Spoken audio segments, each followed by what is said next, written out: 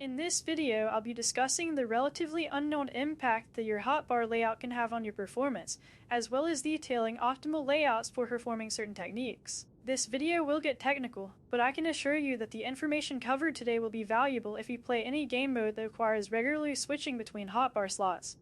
This is my first time making my educational content in this manner, so please let me know if you enjoy it. In order to start off, I first need to go over how exactly hotbar inputs are handled. As many of you already know, Minecraft runs at a steady 20 ticks per second. When using hotkeys to switch hotbar slots, you can only switch to one slot each tick, meaning that if you happen to input multiple in the same tick, you'd only end up switching to one of them. This is a common mistake that's unsurprisingly prevalent in its effect on combat, and is actually one of the main entry barriers when it comes to learning complex techniques. What a lot of people don't realize, however, is that you can actually optimize your hotbar layout in a manner that achieves maximum benefit from the way in which its inputs are prioritized. In some scenarios, doing this can be so beneficial that it can allow you to consistently execute difficult techniques without error, which is the driving force behind my stun smashing method. In order to illustrate this clearly, I need to go over the concept of slot priority. Every tick, Minecraft executes a loop that checks every slot for a selection input. This loop starts its input check from slot 1 and ends at slot 9. Ultimately, regardless of the timing of your inputs, it will always prioritize the later slot. Now that I've explained this though, I need to demonstrate why knowing it can be useful. Depending on your objective, you can benefit from deliberately assigning an item's priority. For the sake of this video, I've decided to select a few techniques that serve as good examples of the benefit from both low priority and high priority arrangements. I'll be starting with the most straightforward of these examples, which is shield disabling. I first want to clarify how priority in this context is more about relativity rather than purely putting an item in an earlier slot or a later slot. For example, if you're only going to be switching between a couple items to perform a technique, the exact order of these items relative to the rest of your hotbar doesn't exactly matter much. What does matter, however, is the order of the items that will be used for the input sequence. When performing a shield disable, it's extremely common to start by disabling the shield using the properties of the axe, then immediately swapping back to sword to prepare your next hit.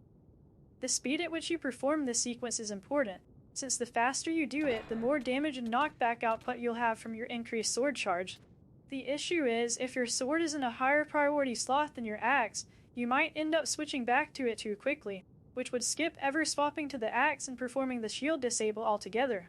In situations like this, you can benefit from intentionally putting the last item of the sequence, which in this case is the sword, in a lower priority slot than the previously used item, which in this case is the axe. The result of doing this in the aforementioned scenario would mean dropping the sword swap back input rather than the axe's shield disable, which is the substantially lesser of the two negative outcomes.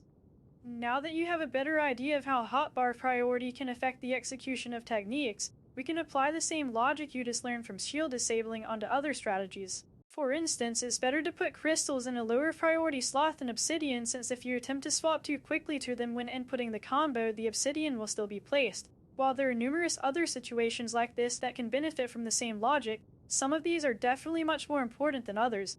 The best example of this is stun smashing, which many players find difficulty performing for various reasons. The truth is, stun smashing, as well as every other previous example I gave, has an arbitrary timing window that will be different every time you perform the technique. What this means is that regardless of whether or not you perform the same technique with identical timing, sometimes it will work and sometimes it won't. I'll explain why this is the case. As we discussed previously, Minecraft runs at a rate of 20 ticks per second.